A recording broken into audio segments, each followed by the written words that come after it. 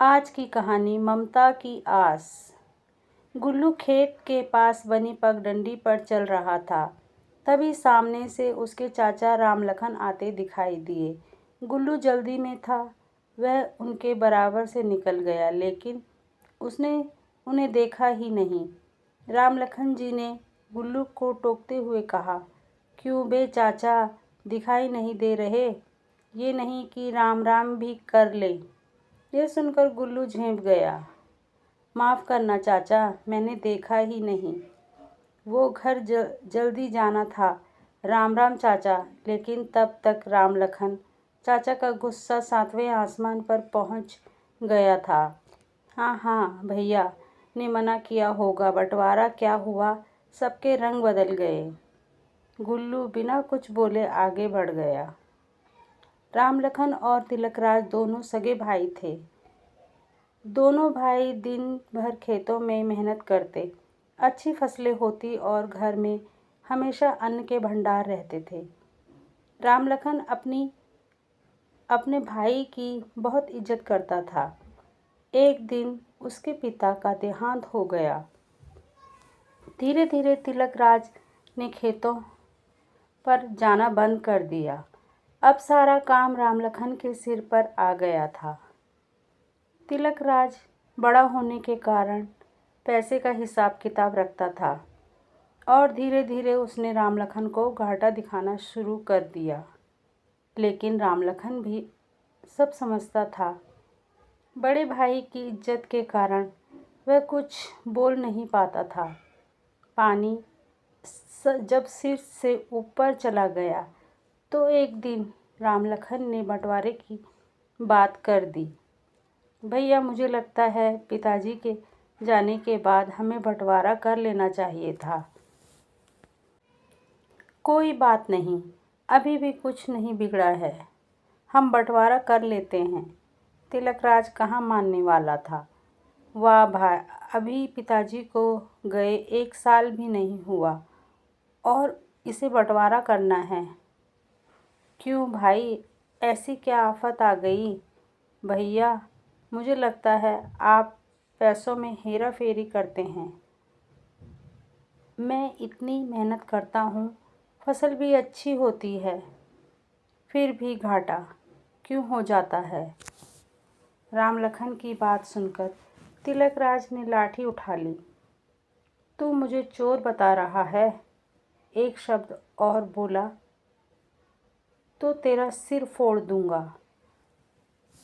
तभी तिलकराज की पत्नी सुजाता बीच में आई। ये आप क्या कर रहे हैं? मेरी शादी के समय ये 6 साल के थे, बच्चे की तरह पाला है। इन्हें जो मांग रहे हैं दे दीजिए। तिलकराज कुछ नरम पड़ा और हो गया घर और खेतों का बंटवारा। तिलकराज ने अब अपने खेतों के लिए मजदूर रख दिए थे जो काम करते थे। रामलखन अकेला ही पूरा काम संभालता था। रामलखन की पत्नी सुमन अक्सर बीमार रहती थी। उसकी 2 बेटियां थीं, लता और आशा। इधर तिलकराज के एक बेटा था, गुल्लू। एक दिन सुबह जब तिलकराज खेत में जाने के लिए तैयार हो रहा था तो उसने देखा रामलखन के घर में कोई नहीं है। खेत पर पहुंचा तो देखा खेत में भी रामलखन नहीं है। तिलकराज मजदूरों को खेत पर काम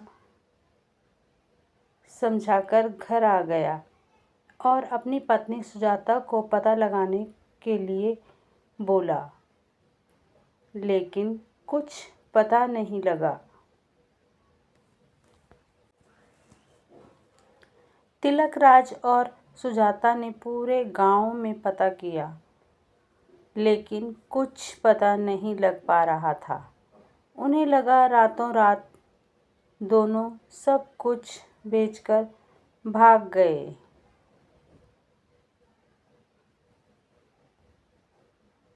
इसी तरह कुछ दिन बीत गए। एक दिन रामलखन अपनी दोनों बेटियों के साथ वापस आया।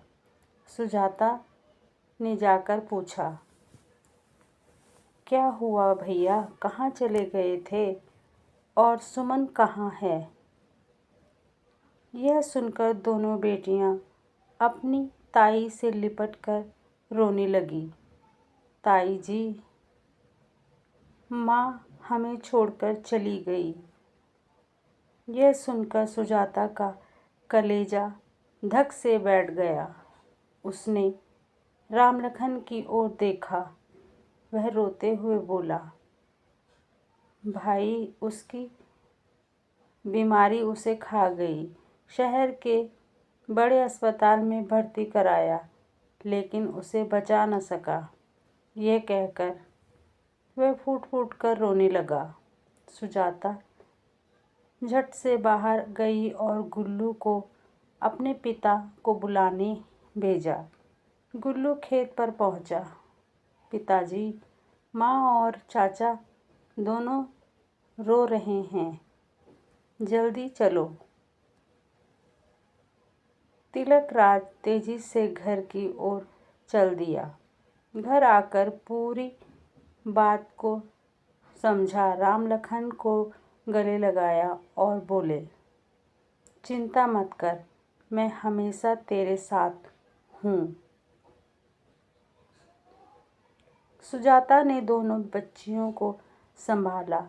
13वीं के बाद सभी मेहमान जाने लगे तो तिलकराज ने सबको रोका और कहा, मुझे कुछ बात करनी है। मैं चाहता हूँ कि हमने जो बंटवारा किया था उसे रद्द कर दें। मैं अपने भाई को ऐसे नहीं देख सकता। रामलखन, तू सारा काम संभाल ले, सारे पैसे भी रख ले।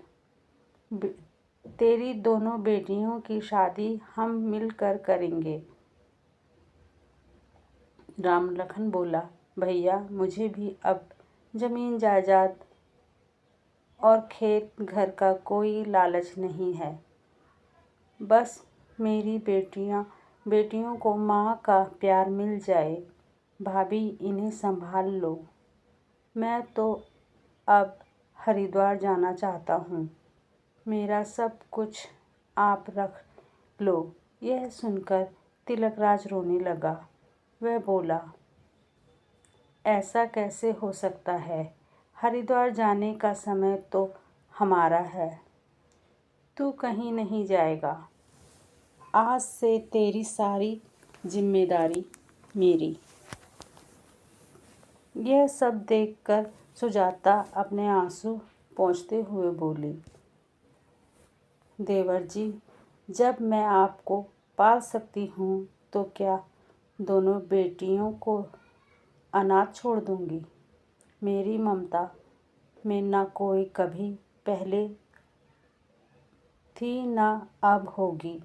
और हाँ, जिस पैसे के हेरफेर का इल्ज़ाम आपने इन पर लगाया था, वह सारा पैसा इन्होंने शहर के सरकारी बैंक में जमा कर रखा है, तुम्हारी बेटियों के नाम पर।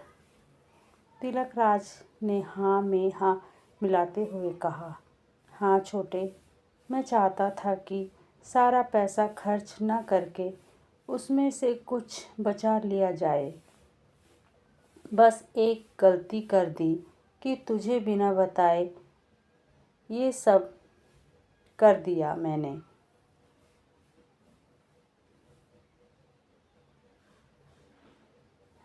रामलखन अपने बड़े भाई के पैरों में गिर जाता है। भैया, मुझे माफ़ कर दीजिए। मैंने आपसे कितनी लड़ाई की। तिलकराज ने उसे उठाकर गले लगा लिया। इस तरह दोनों परिवार एक हो गए।